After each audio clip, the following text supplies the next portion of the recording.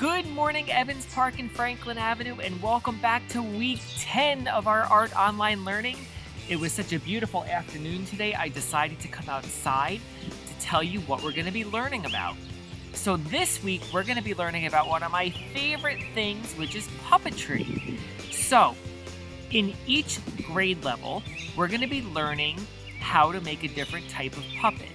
Now, I actually filmed all those videos first because I want to show you them, because in the introduction, I want to show you how you can create a puppet theater. So, I happen to have a big cardboard box here, but if you don't have a box at home, like mine, you can try to find a box from an old coffee pot or an old Amazon box or anything that you can create a little theater out of.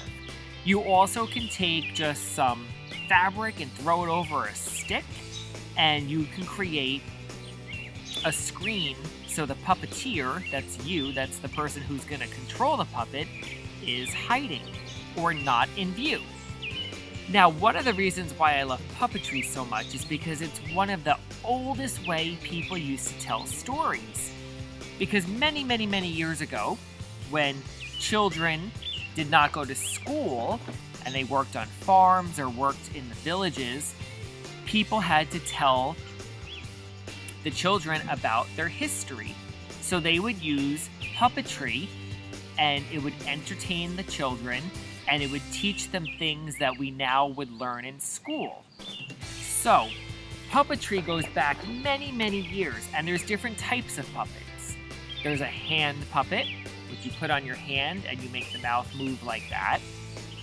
There's a marionette, which is one of my favorite types of puppets, which is on strings, and the puppeteer controls it with usually a piece of wood on top.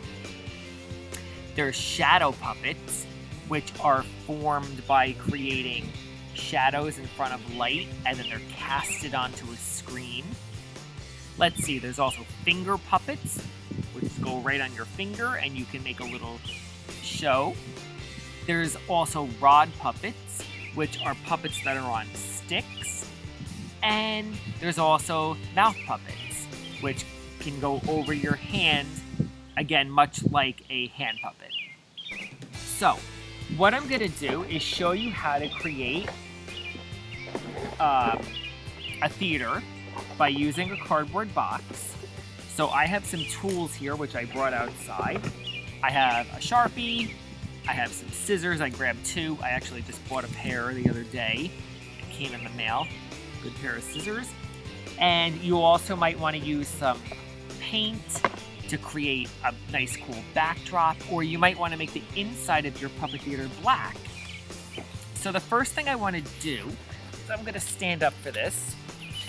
I'm going to open up my box, and I'm going to close up the box so I have one side closed like that. And this side, I'm actually going to use for the top. So I am going to leave that open, because if I'm creating a marionette, I want to be able to drop the puppet down from the top of the theater. So what I'm going to do now is I'm going to draw an opening for my theater. So I think I'll use this blue line here as a guide. And I'm going to wiggle up the side, because I'm not going to use fabric. I'm just going to paint that red. And that's going to give me the illusion that there's a curtain on the sides. And I have to cut that. So I'm going to use a little X-Acto knife here. And those are just little guide marks. So I'm going to cut.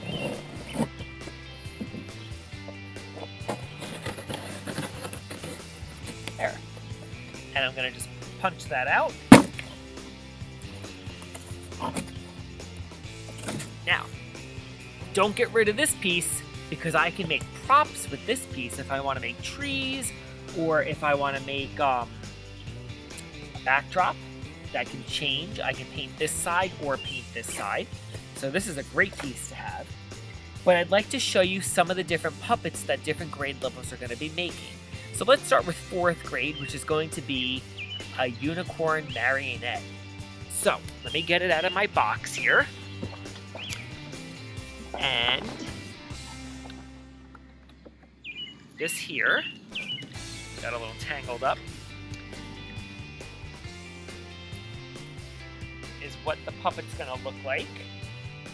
And you can see, if I drop it down into the theater, now the unicorn can be dancing around. Actually, you know what I'm going to do? I'm going to move up just a little bit. Do you see that better?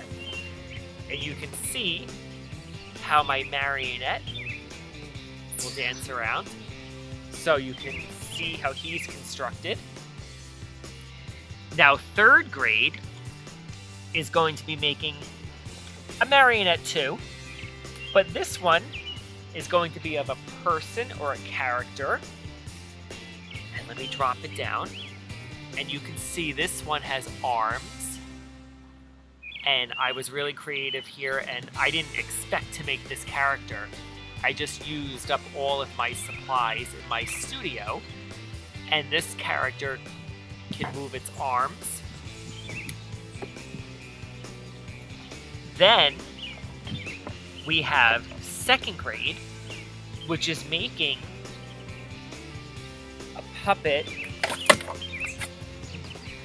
that works on the side. So now I want to show you something. If I drop this down, I can still work the puppet theater this way, but now my arm is in the view, and I may not want that.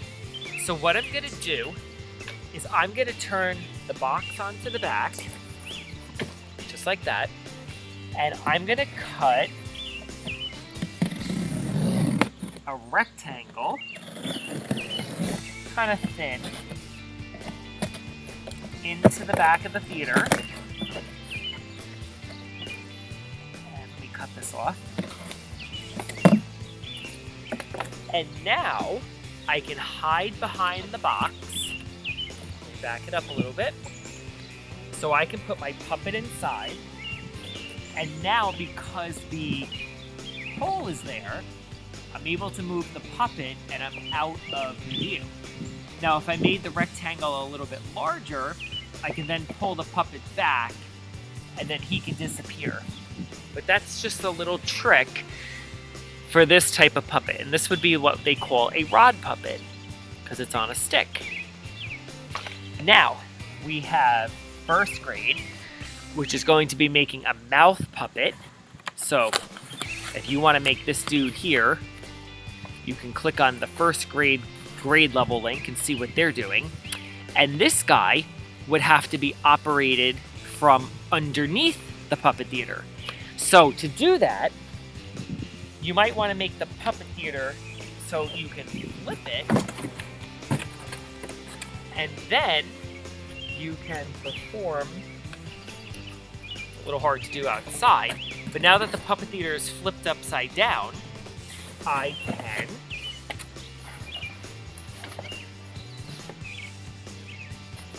go underneath the table. Let's pretend there's a table here. And I can bring the puppet up like this, and I can make him talk. Now, one trick is, if I wore all black, I can be inside the puppet theater too, and you wouldn't see me. And then finally, the kindergarten kids are going to be making another hand puppet, which is a paper bag puppet. So, the 1st grade and the kindergarten puppets work from under the puppet theater, and the 2nd grade puppet works from the back of the theater, and the 3rd and 4th grade puppet works from the top of the theater. So, when you think about your box, you have to think about using it from different angles. So I'm not going to take the time to paint this because I can do that on my own time, but I wanted to show you how to set up your theater. Now here's one where I did it earlier, and you can see I have my theater entrance, and I cut the bottom of the box, oops, upside down, just like that. And just to show you, without going inside the box, see my hand puppet can go inside, and he can be inside the theater. And my mouth puppet, same idea, can go inside, and he can be talking. Oh, it looks like a TV. Maybe he's going to be on TV. So, I hope you can't wait to get started. I loved making these. So please go to your grade level link, and you can see how to construct your grade level puppet.